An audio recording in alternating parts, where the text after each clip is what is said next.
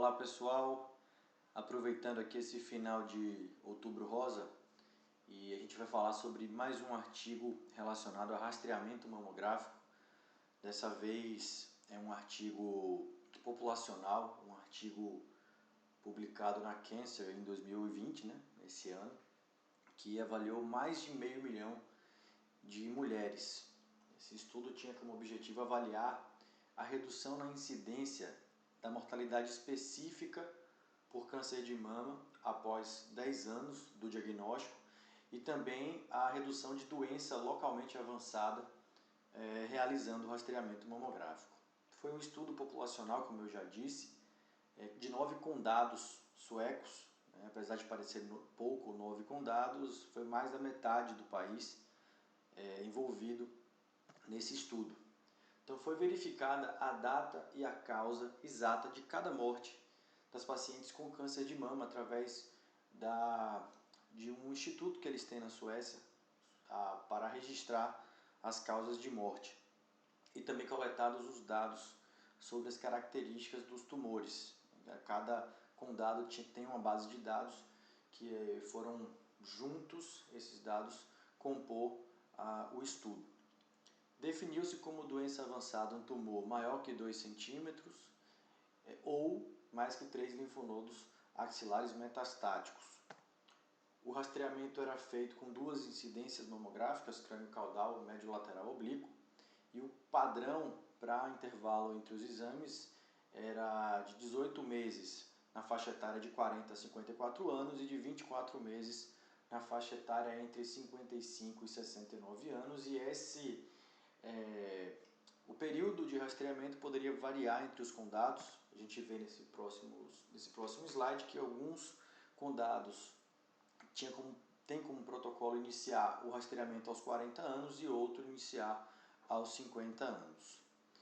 Então, como eu já disse no início também, total de quase 550 mil mulheres no estudo, 21.183 casos de câncer de mama e a mortalidade específica por câncer de mama de 2.473 mulheres.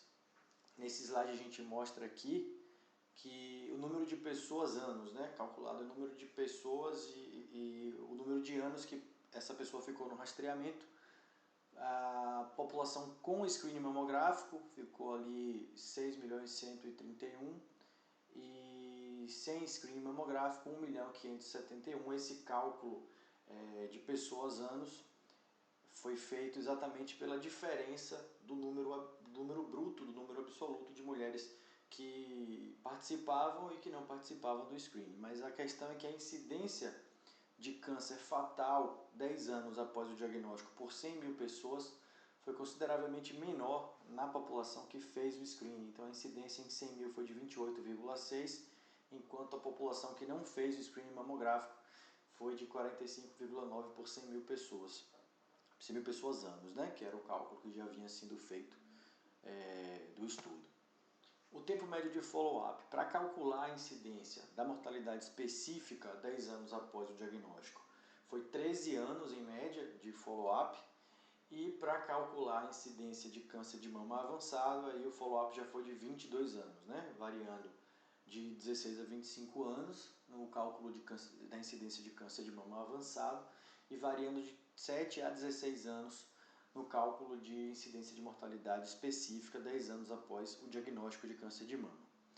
Aqui nós vemos um forest plot mostrando que houve 41% de redução de risco, o risco relativo ali de 0,59, com intervalo de confiança bastante restrito. A gente vê aqui que só um condado que eu marquei ali um círculo vermelho e com a seta vermelha, nesse condado não houve redução do risco absoluto, ficou o risco relativo de 0,68, mas cruzou 1, aí variou de 0,41 para 1,11, mas a questão é que no total ali embaixo, naquela linha horizontal que eu circulei de verde, você vê que ela está distante ali do 1, daquela linha vertical preta que é o 1.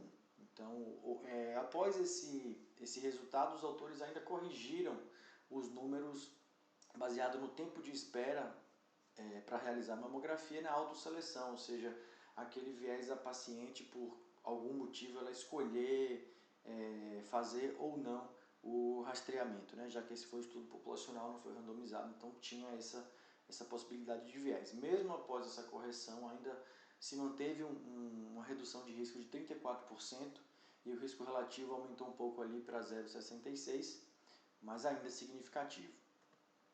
Aqui a gente vê a incidência cumulativa no que diz respeito à mortalidade 10 anos após o diagnóstico. E as pacientes que não participaram do screening tiveram uma incidência cumulativa de câncer fatal maior do que as que participaram. E aqui esse novo forest plot para avaliar, nesse caso, a incidência de câncer avançado, e não mais a mortalidade após 10 anos. Aqui nenhum condado ficou de fora, digamos assim, do benefício.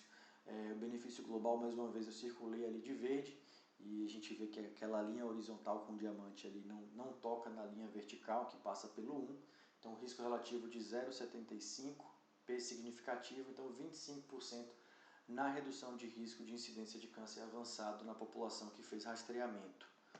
Aqui nós vemos em gráfico que a incidência cumulativa de câncer avançado foi significativamente maior nas pacientes que não fizeram o screening, né? Aqui a gente vê o cálculo por 100 mil mulheres.